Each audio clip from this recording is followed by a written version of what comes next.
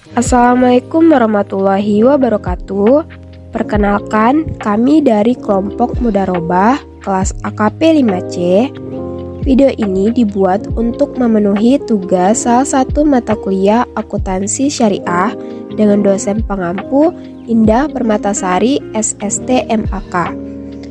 Jadi di video konsep dasar akuntansi syariah ini, kami akan menjelaskan sedikit banyak mengenai apa itu akuntansi syariah, dasar hukum seperti apa yang digunakan dalam akuntansi syariah, dan prinsip-prinsip seperti apa yang digunakan dalam bertransaksi.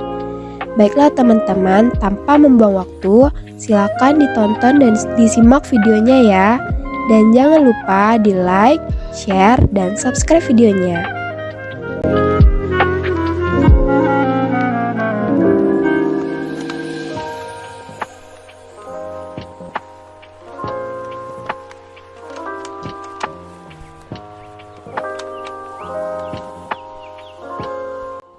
Apa sih itu akuntansi syariah?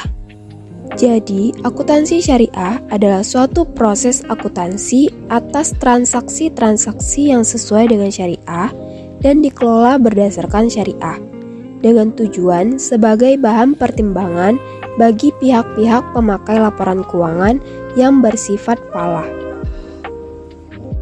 Selanjutnya yaitu mengenai sejarah akuntansi syariah. Menurut sejarah, akuntansi syariah telah ada sejak diturunkannya Al-Quran pada tahun 610 Masehi.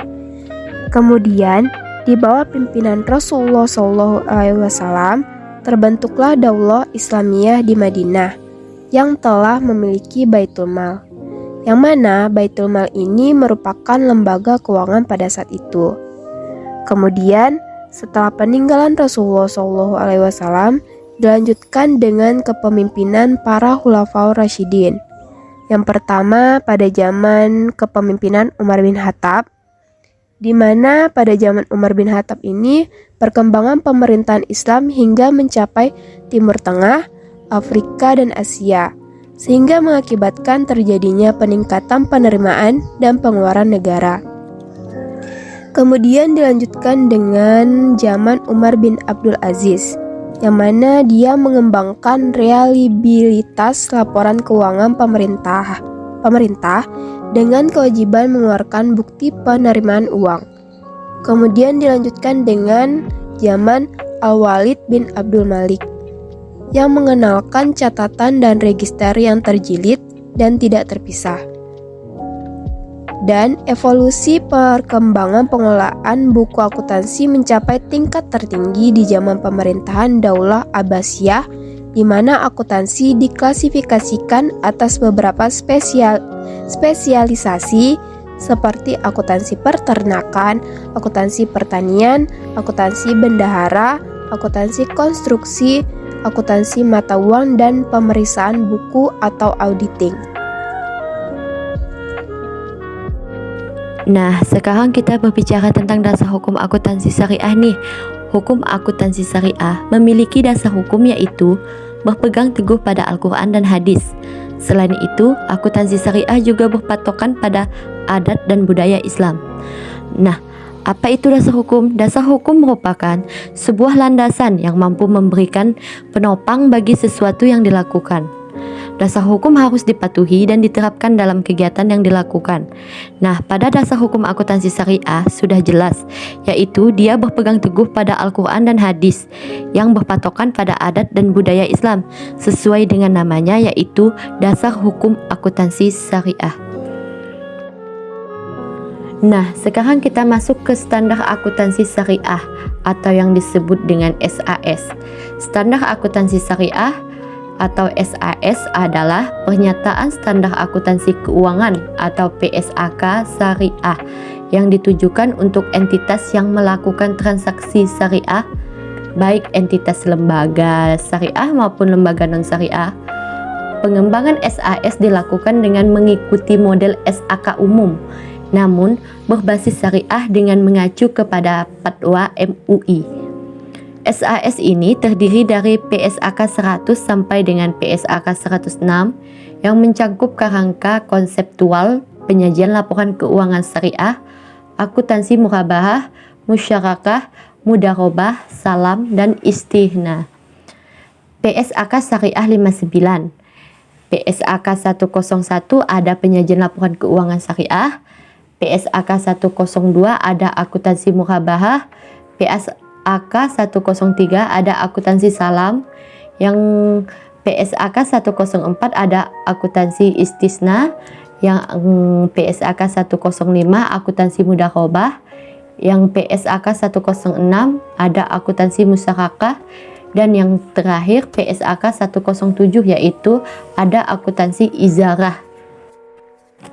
Prinsip transaksi syariah.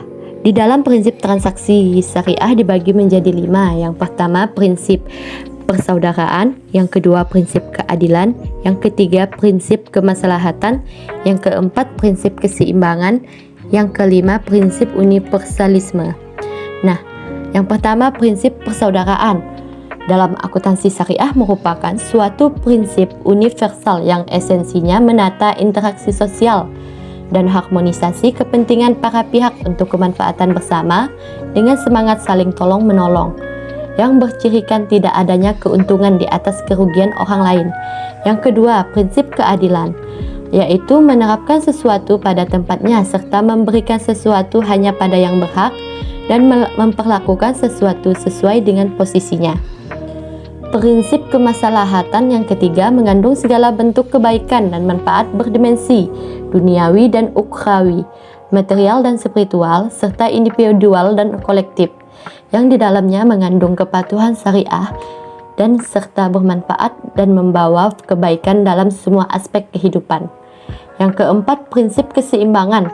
Transaksi syariah tidak hanya menerapkan pada aspek keuntungan semata, namun juga menekankan pada keseimbangan aspek material dan spiritual, aspek privat dan publik, sektor keuangan dan real, bisnis dan sosial, serta menekankan pada aspek pemanfaatan dan pelestarian.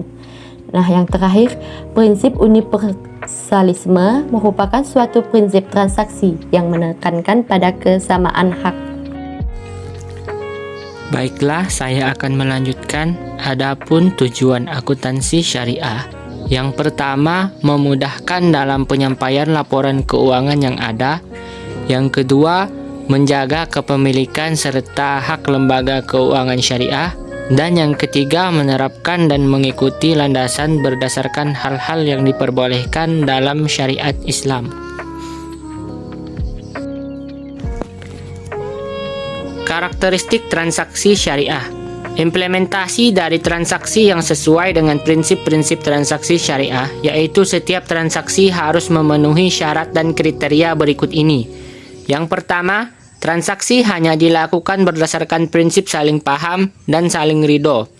Yang kedua, prinsip kebebasan bertransaksi diakui sepanjang objeknya halal dan baik atau thayyib. Yang ketiga, uang hanya berfungsi sebagai alat tukar dan satuan pengukuran nilai, bukan sebagai komoditas. Yang keempat, tidak mengandung unsur riba, kezaliman, masyir, gharar, dan haram. Yang kelima, tidak menganut prinsip nilai waktu dari uang atau time value of money. Yang keenam, transaksi dilakukan berdasarkan prinsip yang benar dan jelas serta untuk keuntungan semua pihak tanpa merugikan pihak lain.